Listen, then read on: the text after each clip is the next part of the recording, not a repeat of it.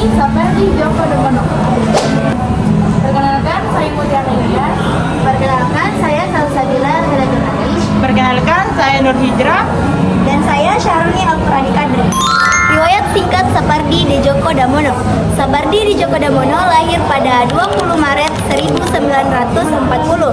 Ia adalah anak pertama dari pasangan Setjoko dan Ibu Saparia. Nah, sejak kecil Sapardi Djoko Damono telah gemar akan membaca, sehingga kegemarannya akan membaca itulah yang membuat rasa cintanya terhadap sastra semakin besar. Kemudian ia juga lulusan dari Universitas Negeri Gadjah Mada atau yang disingkat dengan UGM di Yogyakarta dengan sastra bahasa Inggris. Setelah itu ia juga pernah menjabat sebagai dosen sekaligus guru besar di Universitas Indonesia. Lalu ia wafat pada tanggal 19 Juni 2020 di Jakarta. Karya-karya Sapardi Djoko Damono. Sapardi Djoko Damono dikenal lewat karya-karya puisinya.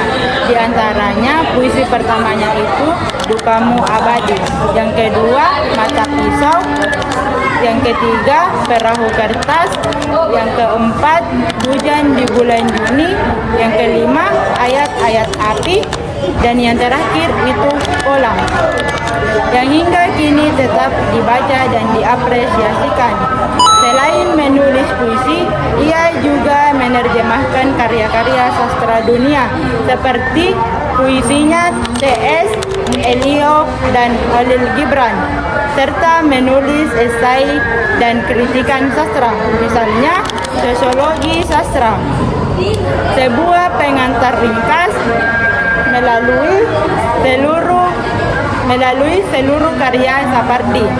Sapardi juga menghadirkan keindahan bahasa sekaligus refleksi kehidupan yang mendalam, sehingga menaklukkan posisinya sebagai salah satu sastrawan yang paling berpengaruh di Indonesia.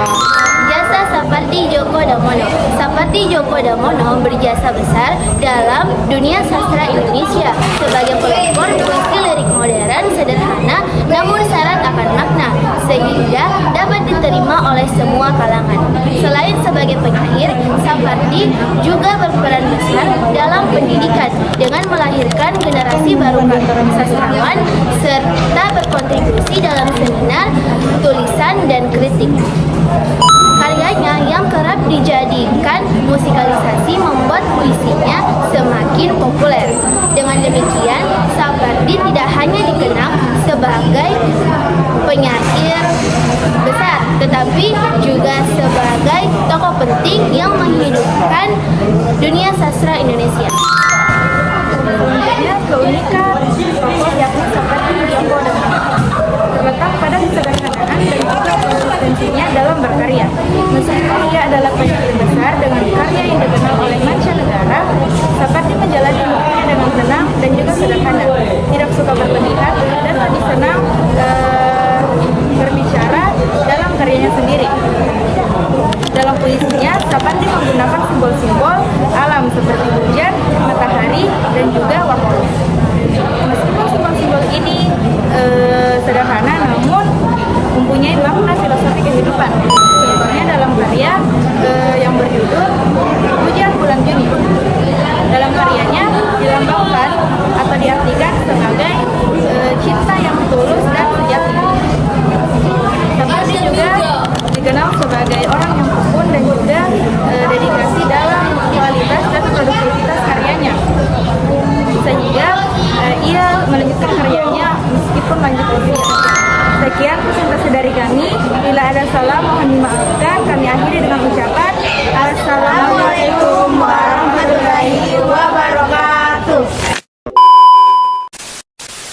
Aku ingin mencintaimu dengan sederhana, dengan kata yang tak sempat diucapkan kayu kepada api yang menjadikannya abu. Aku ingin mencintaimu dengan sederhana, dengan isyarat yang tak sempat disampaikan awan kepada hujan yang menjadikannya tiada.